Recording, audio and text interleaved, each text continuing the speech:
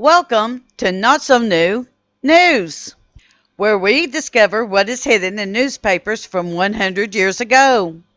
Today's article comes from the town of Whitesburg and appeared in Letcher County's oldest newspaper, the Mountain Eagle. Volume 2, number 19, dated January 7th, 1909. This reading is from the writings done in 1909. These views are from that time period and do not necessarily reflect the modern views of Kentucky Tennessee living nor its narrator. However, we feel that all historical documents must be preserved for the future and strive not to change one word of the readings. However, if we feel that the readings are too controversial in both political or religious standing, we will either silently put up the article for viewing or will direct everyone where it can be found online. Thank you for your understanding. All advertisements are read from the Mountain Eagle in the year it was printed. Kentucky Tennessee Living does not endorse any product that is listed in the pages. However, for historical purposes, they are read and kept intact. A week's happening. Here is where you find the latest news and miscellany of the mountains. It's a good season for wheezes. The first few days of the new year look like real summer. Quite a crowd from the country transacted business here on Monday. John W. Wright was in town and gave us 2 new silver rollers on subscriptions. Circuit Court next Monday, the time you will be expected to pay your subscription. $1 or a cent saved is that much earned. See inducements offered by Lewis Brothers in their new ad. See Union Bank statement in this issue and deposit your money in this bank where it will be safe. Physical court has been in session this week, settling with Sheriff Crawford and little other incidental business. The corn contest ended December 31st and will be decided next week when 3 disinterested farmers will be selected to pick the winners. We invite the attention of our readers to the new ad of the old reliable Whitesburg drugstore. Call on them for low prices and reliable goods. The Eagle solicits advertising of its readers. When we get this advertising, we'll do all we can to induce an increase of your trade. See ad of Fitzpatrick and Venter's new drugstore. Remember, it is in the Union Bank building and is up to date in every particular, with prices to please and solicit your trade. Improvements continue to go right along in our town. Lawyer F.G. Fields is making much-needed improvements near his home. Attorney D.D. Fields is building some excellent stone walls around his property across the river. And again, Merchant J.H. Frazier is doing some work on Main Street that will be a lasting monument to him, besides of incalculable benefit to the public. Now let everybody else get busy. Major Webb is still selling goods at cost and carriage.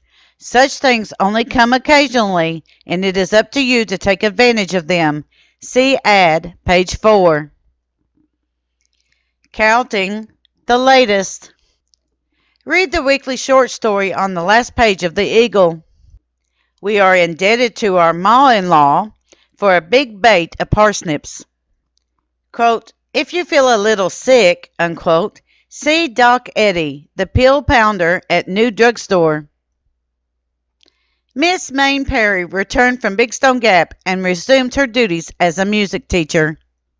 Mr. Howard, the new lawyer, is meeting with success, and it is hoped his stay will be permanent.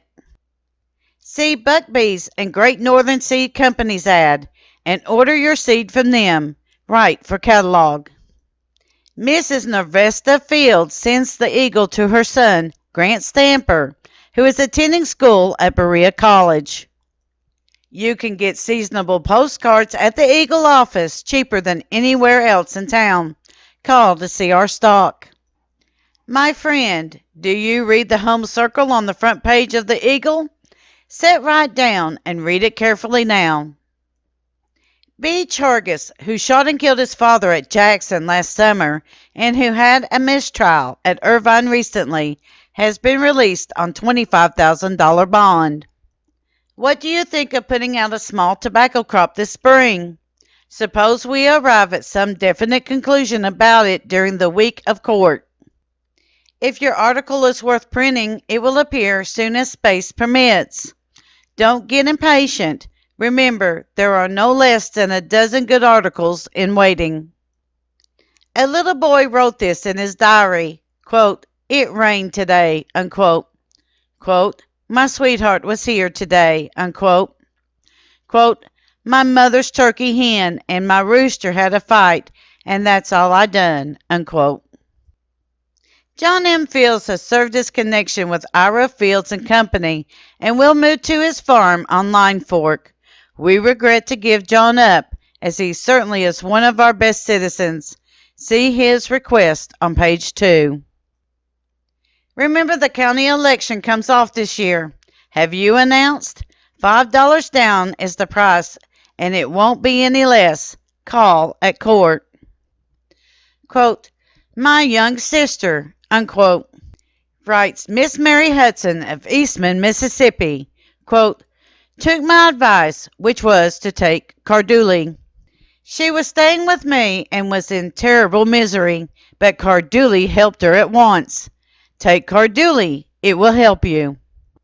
Quote, "Last spring," unquote, Miss Hudson continues, quote, "I was in rack of pain. The doctor did no good, and I began to take Carduli. The first dose helped me. Now I am in better health than in 3 years," unquote. Every girl and woman needs Carduli to cure irregularity, falling feelings, headache, backache, and similar female troubles. Carduli is safe, reliable, and scientific. Try Carduli at all drugstores. The new drugstore. Fitzpatrick Inventors are now ready in the new bank building with a new up-to-date line of drugs. Everything brand new. Prescriptions carefully compounded. Fitzpatrick Inventors, proprietors. Safe and Sound. Editor. Union Bank, Whitesburg, Kentucky. James P. Lewis, President. W. H. Potter, Vice President. B. E. Cottle, Cashier. A. C. Adams, Assistant Cashier. Presents for the holidays. Come to our store and get something that is good as the best. Everything in general merchandise line. Blair and Fields, Whitesburg, Kentucky. This concludes today's reading of the January 7th, 1909 Mountain Eagle. We at Kentucky Tennessee Living would like to thank you for your continued support as we bring to you the history of the Appalachian Mountains.